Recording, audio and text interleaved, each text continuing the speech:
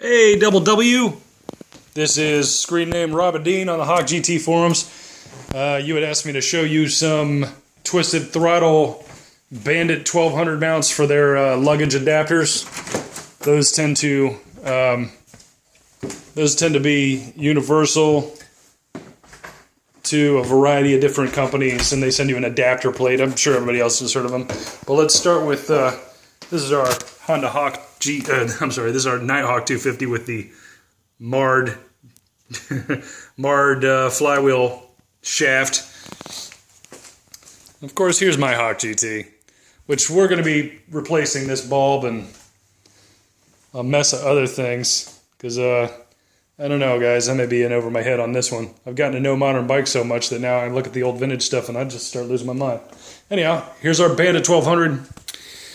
And what they did was, for the top case, they send us this plate. Fastens to 2 bolts on the passenger grab bar for this bike. And then there's also a side pannier mount right here, one of the holes for that. They do that twice on the subframe up top, with a third point near the passenger footrest. And then also this plate, which goes all the way across the back end of the bike on the fender. Again, mount there. And since the exhaust is on the other side, it's not quite mirror image. Got the same hole up here, same hole here, and then a custom bar, which is slightly different on this side. And what that does is it gives you 4 points of, 3 points attached to the frame, but 4 points of stability. Of course, with Twisted Throttle's adapter system, it definitely lowers the weight capacity as opposed to something that is static like GV. But honestly, I mean, my own site sort of prides itself on promoting efficient and lightweight stuff for people to take on their trips. So when I look at the currently slightly dismantled Hawk GT, the instant I got it, I immediately saw this, and, well, possibly this, although now that I'm looking at it, it makes it kind of hard. You know, we all got into motorcycling for a reason. Part of it is aesthetics. So while, you know, one person might argue, well, you know, if it works, it works, and if it's functional, why bother? But there's no reason we shouldn't have our cake and eat it too, especially with these bikes, which I think are absolutely sexy. Again, this here.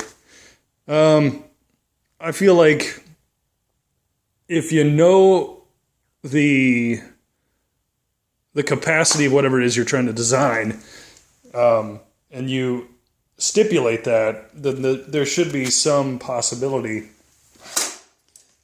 I don't know. Anyhow, that's my idea, is to do something from here to here to here. Maybe it could come down and go in, you know, or even at an angle to maintain that nice sleek profile for the bike, down and in, just enough that it sticks out this way.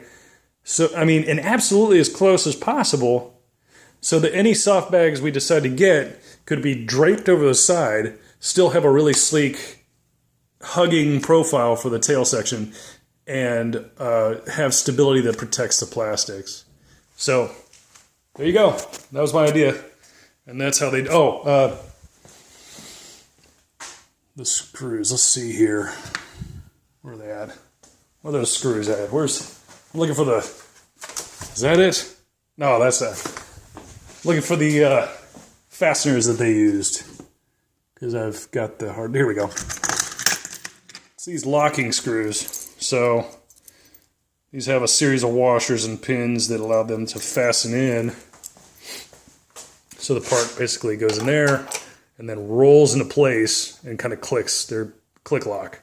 Sorry, there you go. They're click lock right there. And that's how some insanely overbuilt hardware, which looks like this. Oy. Chunk. That's how it fastens onto the Bandit there. All right. Let the discussion continue.